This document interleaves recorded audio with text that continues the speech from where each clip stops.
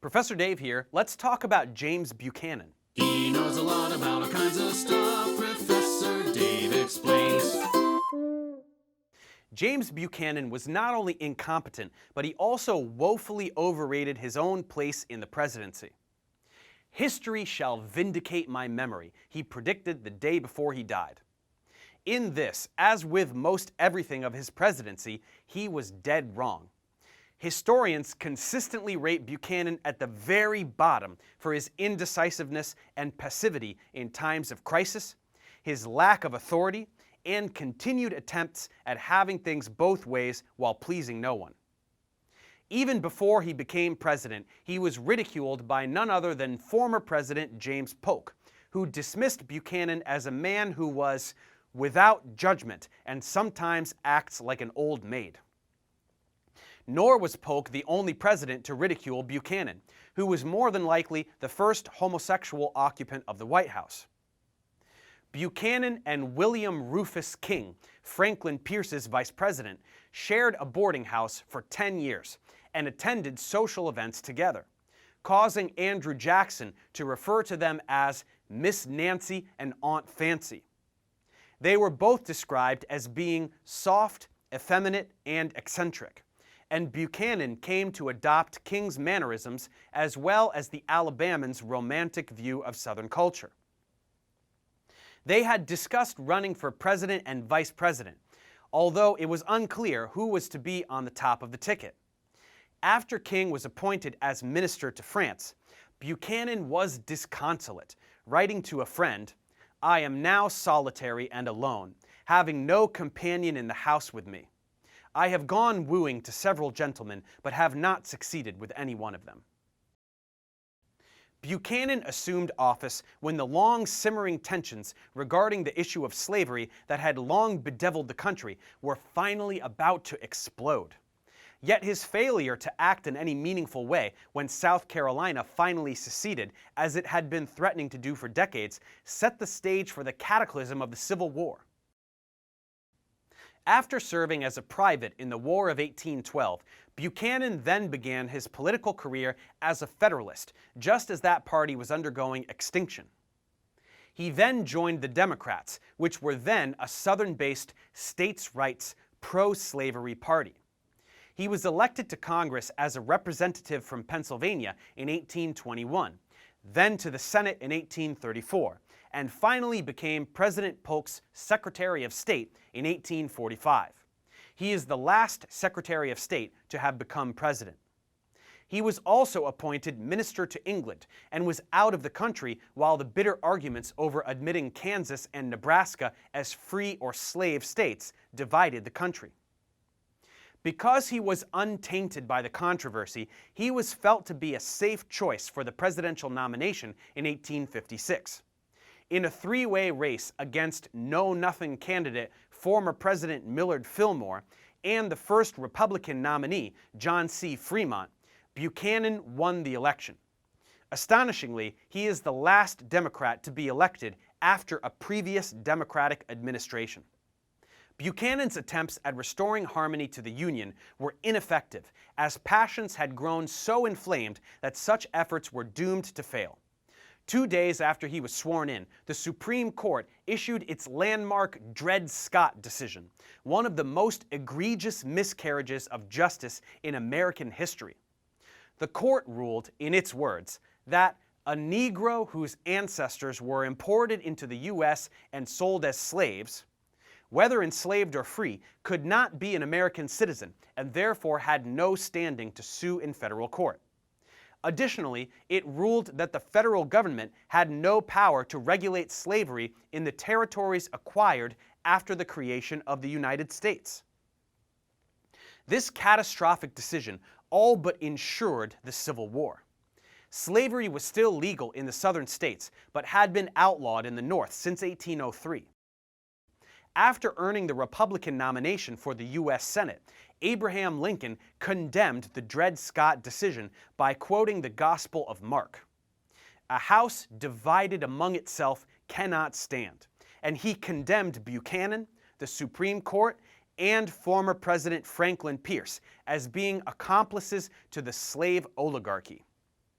In May of 1857, pro-slavery forces in the Kansas Territory organized a seat of government in Lecompton, while anti-slavery settlers organized a rival government in Topeka. For admission to the Union, a state constitution had to be submitted to Congress that was supported by a majority of its population. Although most Kansans were opposed to slavery, a pro-slavery faction was able to pass the Lecompton Constitution due to a boycott by the anti-slavery partisans and by deceptive trickery. In one of his greatest blunders, Buchanan not only eagerly backed the Lecompton Constitution, but made every effort to secure congressional approval, offering favors, patronage appointments, and even cash for votes. And though it passed in the House, it was rejected by the Senate due to the strenuous objections of fellow Democrat Stephen Douglas, who opposed the fraudulent way the Constitution had been passed. Efforts were made to impeach Buchanan for his heavy-handed attempts in trying to secure passage for the Kansas admission, and these efforts were even supported by some Democrats. Since he was not running for re-election, the efforts came to little more than a slap on the wrist, though it further damaged Buchanan politically. The Democratic Convention in 1860 was held in South Carolina, which had been threatening to secede since the Jackson administration 30 years earlier. Buchanan had sworn he would not run for re-election, so the party was torn apart by internal dissent. The hardline pro-slavery Southern faction walked out and nominated Buchanan's vice president, John C. Breckinridge, who Buchanan favored. A moderate faction nominated Buchanan's enemy, Stephen Douglas, and yet a third faction nominated Speaker of the House, John Bell, who took no position on slavery at all.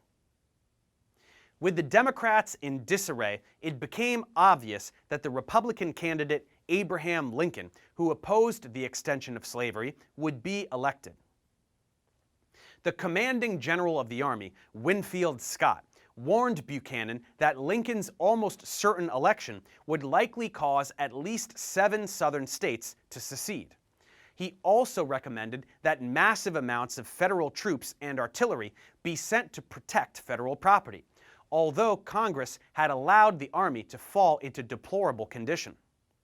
At first, Buchanan ignored his recommendations, but after Lincoln's election, he ordered reinforcements of Southern forts with provisions, arms, and men. But the Secretary of War convinced him to revoke the order.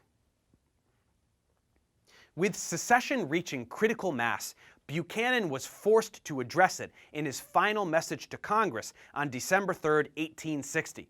In his message, Buchanan denied the legal right of states to secede, but held that the federal government legally could not prevent them from doing so. He placed the blame for the crisis solely on interference of the Northern people with the question of slavery in the Southern states, and warned that if they did not cease their unconstitutional and obnoxious enactments, the injured states would be justified in revolutionary resistance. As was typical, he managed to offend both North and South with his speech.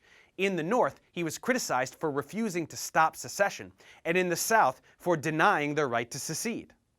2 weeks after Buchanan's speech, South Carolina seceded from the Union.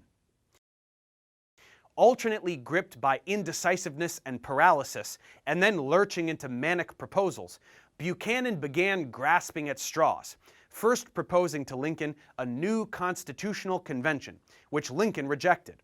Then a complete overhaul of his cabinet, ridding it of all Southern sympathizers.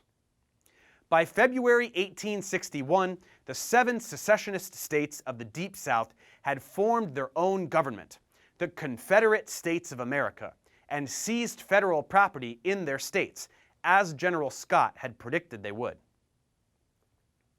Again, Buchanan took no action. Even worse was the action Buchanan eventually did take, telling the legislators of South Carolina he would not reinforce the garrison at Charleston in exchange for no interference from the secessionists. Buchanan compounded this bizarre strategy by failing to inform the garrison's commander, who moved his men to the island of Fort Sumter in Charleston Harbor on December 26th, enraging the Southerners, while the North demanded Buchanan support the Union troops. Panicked, Buchanan sent reinforcements, but the ship was fired upon by Southern cannons and returned to New York, again inflaming both North and South. Paralyzed, he took no further actions in the remaining months of his presidency. The Civil War began on April 12, 1861, with the shelling of Fort Sumter and its surrender the following day.